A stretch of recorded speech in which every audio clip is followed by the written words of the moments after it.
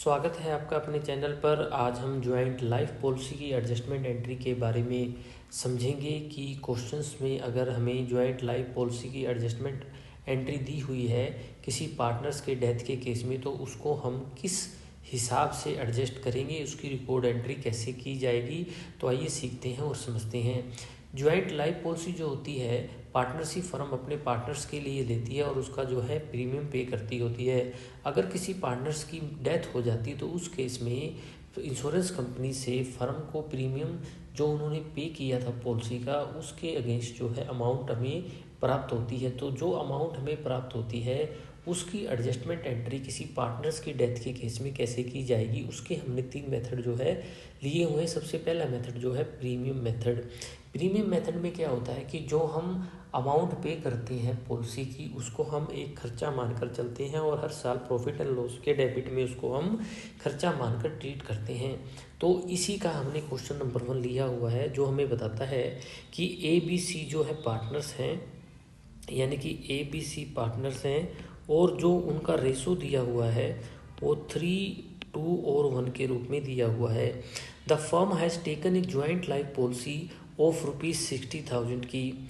Firm ने 60,000 की एक ज्वाइंट लाइफ पॉलिसी ली हुई है और इस पॉलिसी को हमने एज ए प्रीमियम को क्या माना है, एक्सपेंसिव जो हम चार्ज करते हैं प्रॉफिट एंड लॉस अकाउंट्स में। अब होता क्या है कि 1 जनवरी 2025 को हमारा जो पार्टनर्स होता है बी, वो एक्सपायर हो जाता है, यानी कि वो डाइज यानी कि एक्सपायर हो जाता है। तो उस केस में क्या होता है कि जब कोई पार्टनर की मृत्यु हो जाती है यानी कि डेथ हो जाती है, तो उस केस में जो इंश्योरेंस कंपनी से हमारे अमाउंट्स जो प्राप्त हुई है इंश्योरेंस पॉलिसी की 60,000, इस पूरी अमाउंट को हम क्या करेंगे, सभी पार्टनर्स में उनके प्रॉफिट शेयरिंग रेशो में बांट देंगे। यानी कि जो ये 60,000 रुपीज़ हमें प्राप्त हुए हैं इंश्योरेंस कंपनी से, ये जो अमाउंट प्राप्त हुई है इसमें A, B और C की कैपिटल अकाउंट में ये अमाउंट को हम क्रेडिट कर देंगे इनके प्रॉफिट शेयरिंग रेशो में। जो इनका प्रॉफिट शेयरिंग रेशो हमें दिया हुआ है 3, 2 और 1। तो जो इनका इंश्योरेंस में जो अमाउंट मिलेगी 30,000, 20,000 और 10,000, क्योंकि जो प्रीमियम पे किया जाता है प्रॉफिट में से किया जाता है और वो प्रॉफिट को हम क्या मानते हैं, खर्चा मानते हैं। अगर हम इंश्योरेंस पॉलिसी ना लेते तो जो हमें प्रीमियम के रूप में अमाउंट हमने इंश्योरेंस कंपनी को पे किया होता है उसको पे करने की ज़रूरत नहीं होती और उस अमाउंट से जो प्रॉफिट हमारा जो है बढ़ जाता था और वो प्रॉफिट को प्रॉफिट एंड लॉस जो शेयरिंग रेशो है पार्टनर्स को उस अमाउंट में ये बांट लेते। अब हमें फर्स्ट क्वेश्चन में क्या दिया हुआ है कि अब जो हमें इंश्योरेंस कंपनी से अमाउंट प्राप्त हुई है तो इसकी एंट्री क्या की जाएगी। सबसे पहले हम क्या करेंगे, हमें अमाउंट रिसीव हुई है तो हम यहाँ लिख देंगे bank account debit to joint life policy, कितने रुपए, 60,000। अब जो ये 60,000 रुपीज़ हमें मिले हैं तो इस पैसे को हम सभी पार्टनर्स में क्रेडिट कर देंगे। कैसे, अब हम इसको कर देंगे joint life policy account debit, कितने से, 60,000 से, और सभी पार्टनर्स की कैपिटल्स में इसको हम क्या कर देंगे, क्रेडिट कर देंगे।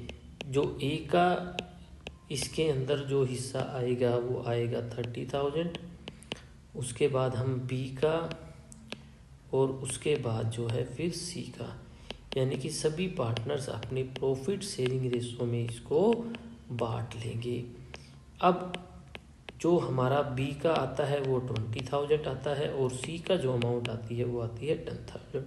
यानी कि जब किसी पार्टनर की मृत्यु हो जाती है तो जो हमें इंश्योरेंस पॉलिसी से अमाउंट रिसीव हुई है 60,000, उसको सभी पार्टनर्स अपने प्रॉफिट शेयरिंग रेशो में बांट लेंगे।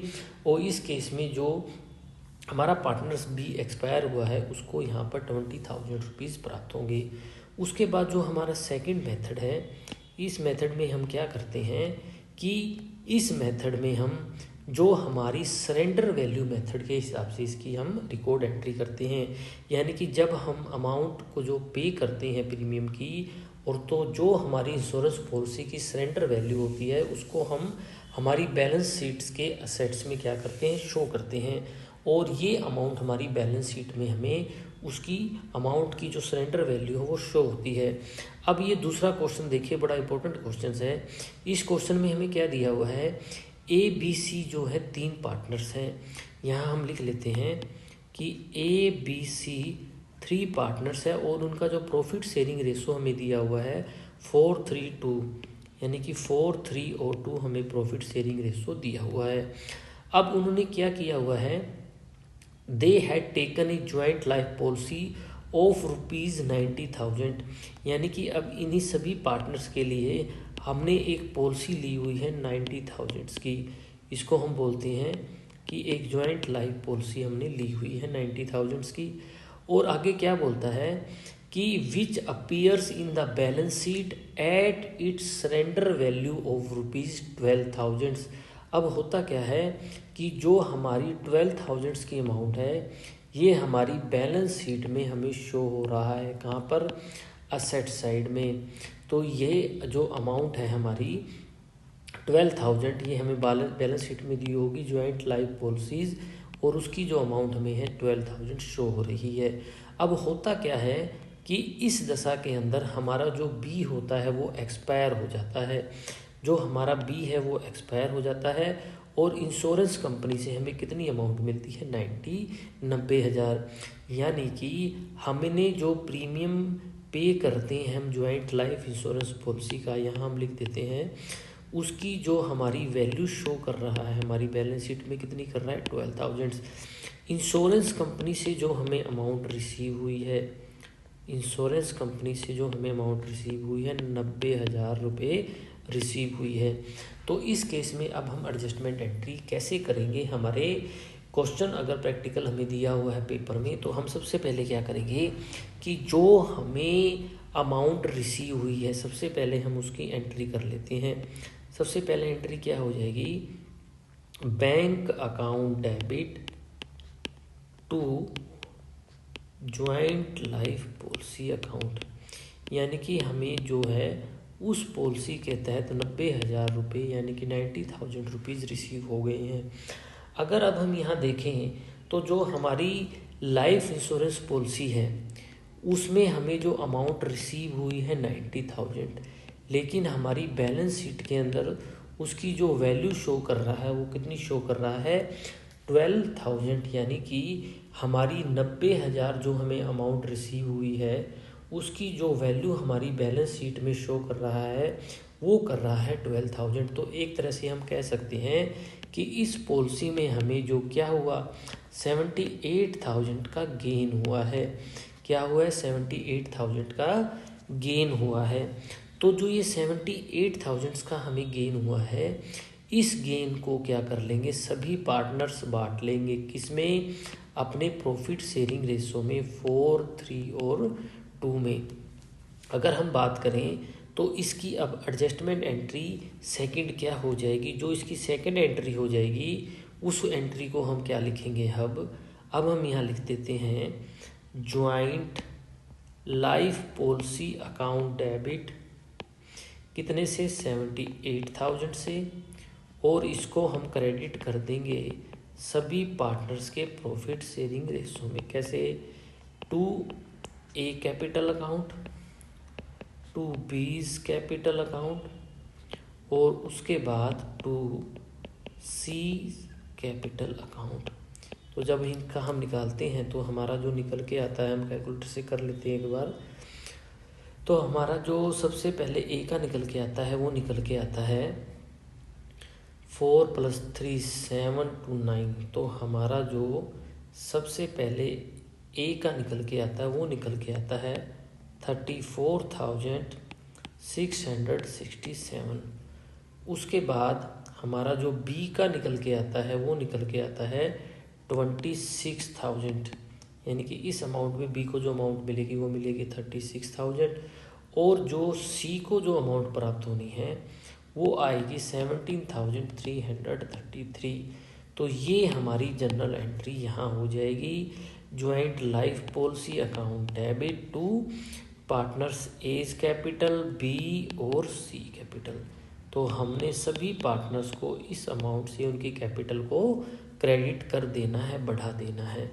अब हमारे दिमाग में क्या क्वेश्चन आता है कि हमने इसकी एंट्री ये कैसे की है। तो कैसे का मतलब यहाँ ये है कि हमें जो ज्वाइंट लाइफ पॉलिसी से अमाउंट प्राप्त हुई है वो हमें हुई है 90,000। तो जो 90,000 प्राप्त हुई है तो उस केस में हम कह सकते हैं कि इसमें हमें 78,000 का प्रॉफिट है। तो उस प्रॉफिट को सभी पार्टनर्स क्या करेंगे, अपने ओल्ड प्रॉफिट शेयरिंग रेशो में बांट लेंगे। या इसको हम एक सेकंड मेथड से भी कर सकते हैं। इस क्वेश्चन को हम ऐसे भी कर सकते हैं कि जो हमें अमाउंट्स प्राप्त हुई है बैंक से, वो कितनी अमाउंट प्राप्त हुई है, बैंक अकाउंट डेबिट टू 90,000। लेकिन जो हमारी ज्वाइंट लाइफ पॉलिसी की जो हमारी बैलेंस शीट में वैल्यू कितनी शो कर रहा है, 12,000। और जो एक्सेस अमाउंट है वो क्या बोल सकते हैं हम, gain in joint life policy account, यानी कि जो 78,000 का हमें गेन हो गया है।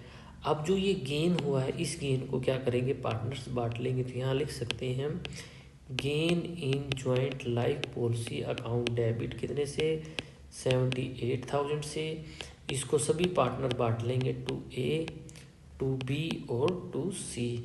तो ए की कैपिटल अकाउंट में कितना चला जाएगा, जो हमने पीछे निकाला था कितना, 34,667, बी का 26,000 और सी का 17,333।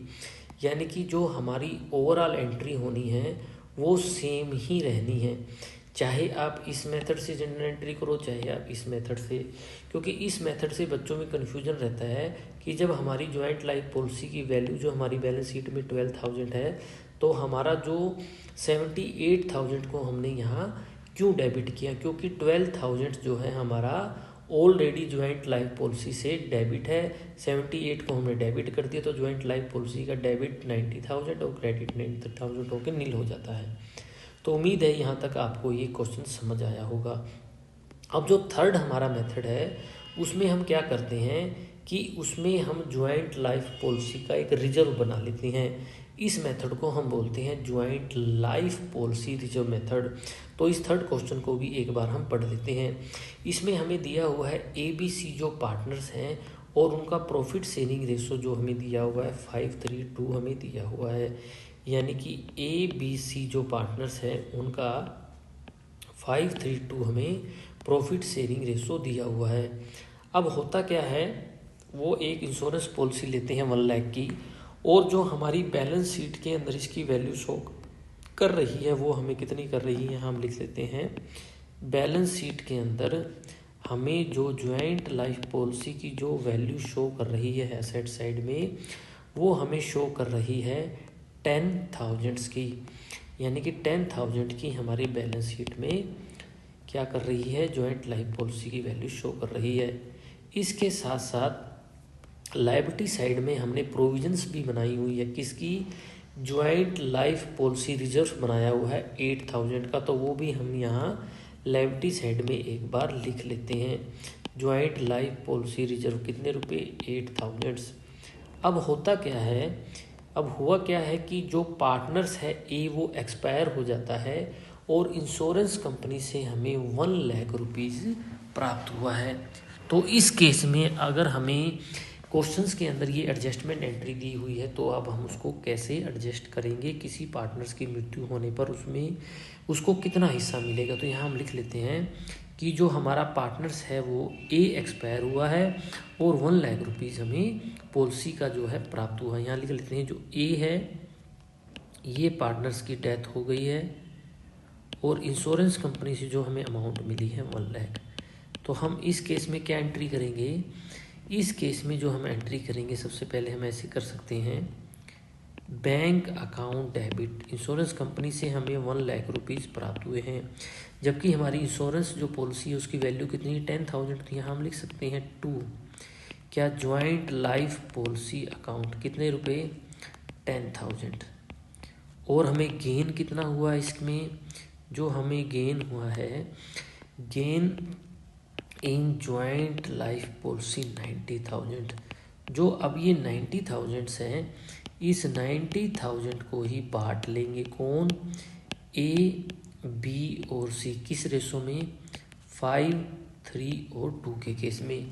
तो अब इस 90,000 को जब हम बांटते हैं तो जो हमारा रेस जो अमाउंट निकल के आती है, सबसे पहले हम बात कर लेते हैं ए की। तो ए को इसमें कितना हिस्सा मिलेगा, 45,000। और बी को कितना मिलेगा, बी को मिलेगा हमारा 27,000 और सी को मिलेगा हमारा 18,000। तो अब हम क्या करेंगे, इस गेन को जो पार्टनर्स है वो बांट लेंगे। तो क्या एंट्री हो जाएगी हमारी, gain in joint life policy account debit to क्या हो जाएगा, सभी पार्टनर्स की capital, to A's capital, to B's capital और टू सी। तो यहाँ लिख लेते हैं हम 90,000, यहाँ आ जाएगा 45,000, यहाँ आएगा 27,000, यहाँ आ जाएगा हमारा 18,000। तो यहाँ तक एडजस्टमेंट एंट्री की करने के पश्चात अब हमें जो लायबिलिटी साइड में रिजर्व दिया है ज्वाइंट लाइफ पॉलिसी का, इसको भी क्या करेंगे, पार्टनर्स कैपिटल अकाउंट में हम बांट देंगे। तो यहाँ हम लिख देते हैं joint life policy reserve account debit, कितने से कितना हमें दिया हुआ है, यहाँ हमें 8,000 दिया हुआ है। तो यहाँ हम लिख लेते हैं 8,000। इसको भी सभी पार्टनर बांट लेंगे किसमें, अपने प्रॉफिट एंड शेयरिंग रेशो में। तो यहाँ जो निकल के आएगा, कैलकुलेटर से एक बार हम कर लेते हैं, डिवाइड बाई 10 मल्टीप्लाई बाई 5 यानी कि 4,000। उसके बाद हमारा आएगा 2,400 और 1,600। यानी कि जब हमें बैलेंस शीट के अंदर ज्वाइंट लाइफ पॉलिसी रिजर्व भी दिया हुआ और एसेट्स भी में क्या दिया हुआ है हमें, लाइफ पॉलिसी की वैल्यू, तो हम इस तरीके से इस क्वेश्चन को कर सकते हैं। अगर आप इस तरीके से नहीं करना चाहते इस एंट्रीज को, तो जैसे मैंने पहले समझाया था कैसे, बैंक अकाउंट डेबिट कितना 1 lakh to joint life policy 1 lakh, और फिर क्या करेंगे, ज्वाइंट लाइफ पॉलिसी अकाउंट्स को डेबिट कर देंगे। मैं लिख देता हूँ, या फिर हम इसको इस तरीके से करते हैं, हमें बैंक से अमाउंट कितनी मिली है 1 लाख, ये 1 लाख किस चीज़ की है, ज्वाइंट लाइफ पॉलिसी की, जो इंश्योरेंस कंपनी से मिली है 1 लाख रुपीज़। अब हम सेकंड केस में क्या करेंगे, इस 1 लाख में हमने जो 10,000 है वो हमने कहाँ शो किया हुआ है, हमारी बैलेंस शीट के अंदर। तो यानी कि ओवरऑल 90,000 का ही प्रॉफिट है। तो यहाँ हम लिख देंगे joint life policy account debit 90,000। इसको बांट लेंगे टू ए, टू बी और टू सीज कैपिटल अकाउंट। तो इसको जब हम बांटते हैं तो जो ये हमारा निकल के आया था ऊपर सेम ही आएगा, 45,000, 27,000 और 18,000। अब जो हमारे लायबिलिटी साइड में रिजर्व दिया है उसको भी हम क्या करेंगे, बांट लेंगे। तो joint life policies reserve account debit to A's capital account, to B's capital account और टू सीज कैपिटल अकाउंट। कितने से, 8,000 से। तो ये कितना आ जाएगा, 4,000, 200, 2,400, 1,600। तो इन 3 मेथड से हम क्या करेंगे, ज्वाइंट लाइफ पॉलिसी की जो हमें एडजस्टमेंट दी हुई है पेपर में वो हम करेंगे। तो ध्यान रखना है, हमें जो भी पार्टनर्स यहाँ एक्सपायर हुआ है उसकी एंट्री हम किस तरीके से करेंगे, इन 3 मेथड से हम करेंगे। इन 3 मेथड में से ही कोई एक मेथड की एडजस्टमेंट एंट्री हमें पेपर में दी होगी। तो उम्मीद है आपको ज्वाइंट लाइफ पॉलिसी की जो एडजस्टमेंट एंट्री है, जब किसी पार्टनर्स की मृत्यु हो जाती है तो हम जो एडजस्टमेंट एंट्री करते हैं उसको अभी हमने यहाँ सीखा है। उम्मीद है आपको ये एडजस्टमेंट एंट्री समझ आई होगी। अब हम नेक्स्ट वीडियो में एक ओवरऑल सभी एडजस्टमेंट का एक प्रैक्टिकल क्वेश्चंस करेंगे जो हमारे पेपर के पॉइंट ऑफ व्यू से इम्पोर्टेंट हो सकता है। तो मिलते हैं नेक्स्ट वीडियो में, तब तक के लिए धन्यवाद।